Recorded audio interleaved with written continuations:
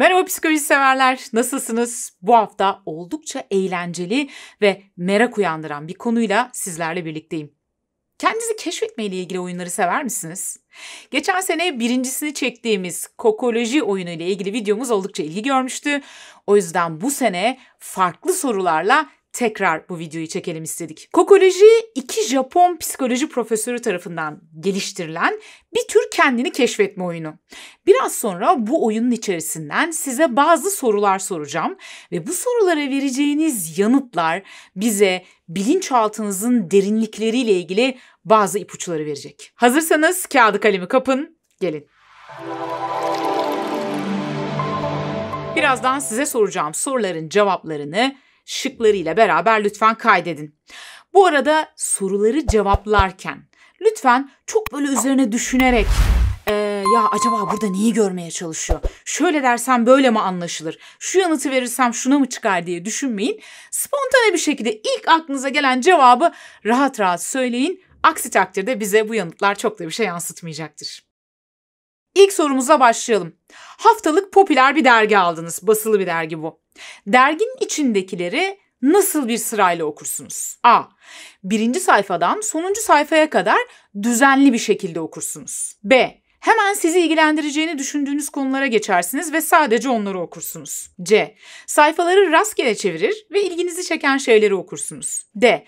Derginin formatı değişmediği için konuları her zaman bu dergiyi okurken nasıl okuyorsanız, hangi sırada okuyorsanız o sırada okursunuz. Fırtına çıktı, aniden bastıran sağanak yağmurun altında yürüyorsunuz. Gideceğiniz yere son sürat koşsanız dahi en fazla 5 dakika sürecek. Peki böyle bir durumda ne yapmayı tercih edersiniz? A. Büyük bir ağaç bulup yağmur dinene kadar altında beklerim. B. Yağmurun ne kadar süreceğini bilemiyorum. Bu yüzden gideceğim yere kadar koşarım. C. Şemsiyesini paylaşabileceğim biri ya da şemsiye alabileceğim bir dükkan olup olmadığına bakarım. D. Çantamda daima katlanır bir şemsiye taşırım ve onu kullanırım. Derin bir mağarada kayboldunuz. Uzayıp giden adeta bir labirenti andıran koridorlarda dolanıp duruyorsunuz. Yukarıya doğru çıkan yolu bulmaya çalışırken birdenbire bir yarasa geliyor ve kulağınıza bir şey fısıldayıp uçup gidiyor. Bu yarasa size ne diyor? A. Çıkışın nerede olduğunu biliyorum. B. Sana yolu göstereyim. C. Aramaya devam et. D. Buradan asla çıkamayacaksın. Sorularımız bitti. Peki gelelim acaba bu sorulara verdiğiniz cevaplar sizin hangi karanlık yönünüzü yansıtıyor? Aydınlığa kavuşturalım. Evet, birinci sorunun cevabıyla başlayalım. Japon profesörlerimize göre okuma zamanını nasıl değerlendirdiğiniz, paranızı, kaynaklarınızı nasıl değerlendirmeyi tercih ettiğinizi bize yansıtıyor. Bakalım buna göre verdiğiniz cevaplar bize ne diyor? Eğer cevap olarak A şıkkını seçtiyseniz bu durumda parasının her kuruşuna kadar nerede olduğunu ve nasıl harcandığını bilen birisiniz. Alacağınız, vereceğiniz bellidir ve her şeyi kayıt altında tutarsınız.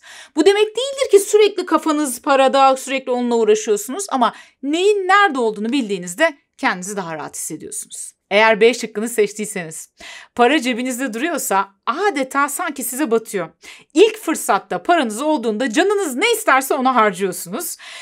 Tüm bunları yaparken de bir taraftan ya acaba para mı biriktirsem diye düşünüyorsunuz ama çoğunlukla bu düşüncede kalıyor. Hasbelkader bir şekilde biriktirdiyseniz dahi ilk gördüğünüz bankamatikten o parayı çekip harcayabiliyorsunuz. Efendim C şıkkını seçtiyseniz siz kendinizi tutumlu olarak tanımlıyorsunuz ama bazıları buna belki cimrilik diyor olabilir. Aslında siz paranızı boş yere harcamıyorsunuz. Kaynaklarınızı ziyan etmiyorsunuz. Kara günler için saklıyorsunuz. Evet, D şıkkını seçtiyseniz hayatınızdaki bir takım olası değişiklikler sizin para harcama şeklinizi pek de değiştirmiyor demektir.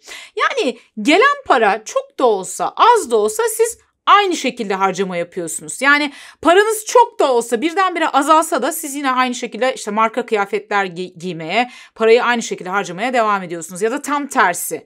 Yani şu anda daha tutumlu şekilde bir gidişatınız varsa piyangodan size para çıksa dahi yine aynı şekilde harcama alışkanlığınızı devam ettireceksiniz gibi gözüküyor.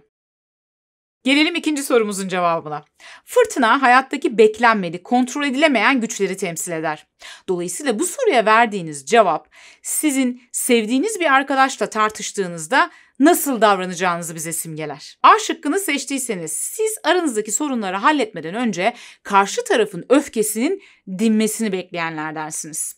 Karşı taraf istediği kadar bağırsın, çağırsın, içindeki o öfkeyi boşaltsın. Buna izin verirsiniz. Ardından da sıra size geldiğinde soğukkanlılıkla derdinizi ifade edersiniz.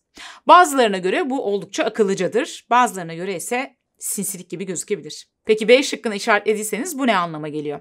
Sizce eğer bir kavga sırasında siz içinizdekilerin hepsini döktüyseniz o zaman kavganın sonucunun ne olacağının da zaten bir önemi yok. Sizce zaten siz haklısınız ve bunun da tartışmanın bir anlamı yok. Sizin taktikleriniz arasında alma verme diye bir şey yok.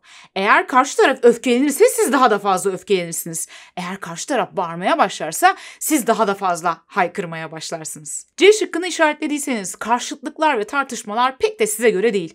Bu nedenle kavga çıktığında dahi siz daima karşı tarafı sakinleştirmeye çalışıyorsunuz.